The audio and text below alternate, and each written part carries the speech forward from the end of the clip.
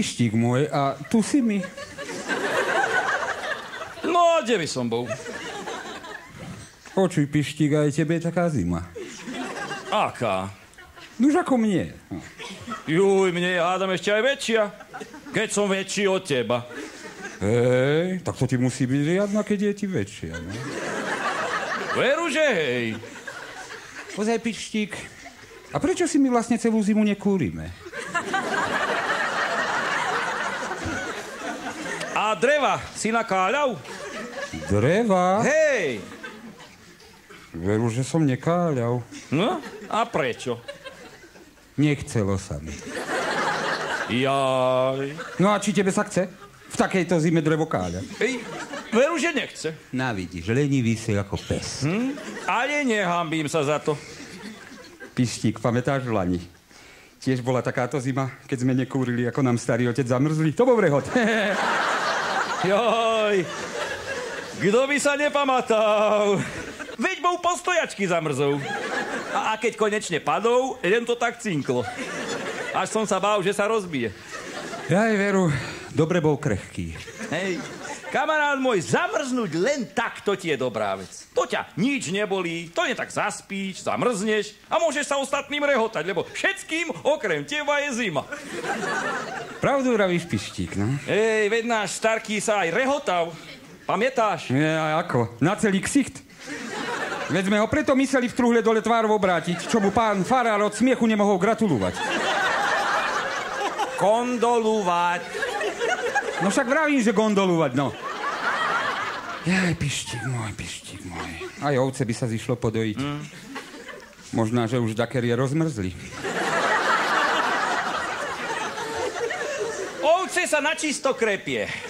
Vôbec sa nerehocú, keď zamrznú. Ty, ale zasi taká zamrznutá ovca, keď máš šťastie a nájdeš ju so zamrznutým mliekom, to ti je jak ruská zmrzlina. Alebo si len donesieš zamrznutú ovcu tuto do prostriedka izby, naháš to tam a celé Vianoce máš Betlehemčok. Ani strúhať nemyslíš. Už to je veru pekno, Pištík. A pred 2 rokma, keď nám bol blesk do strechy uderil, však odtedy ju nemáme, tak sme to mali aj so osvetlením. Hej, veď sme celú noc aj vstupnú vyberali. Celá dedina sa prišla pozrieť. No, len nášmu predsedovi som myslel vtedy po papuli trestnúť somár. Hasiť to chcel. Teda. Nož, ale teraz si to nedovolí, keď mám tú vysunutú robotu v Bratislave. Hej, veru, nedovolí, zasran jeden. No, Pištík môj, už by som sa mal pomaly chystať, bavorák je tu za chvíľku. Aspoň si v teplúčku posedím. A či tam myslíš aj dneska ísť v takejto k zime? Myslím, Pištík môj, máme zasadnutia, meeting. Potom sa ti dožereme ako také kone.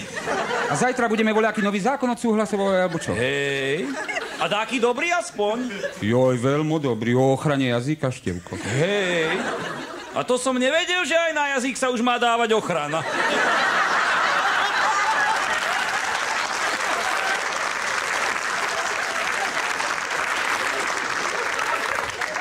Myslím to večer Anči povedať. Som zvedavý, ako v tom bude vyzerať.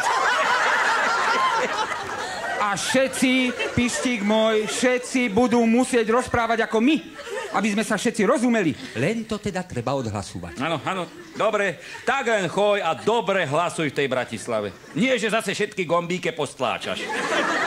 Neboj sa, Pištík, všetky stláčam už len vo výťahu.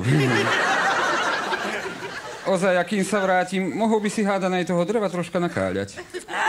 Nahaj robotu. Radšej dočkáme, kým nám do chalupy zase uderí blesk.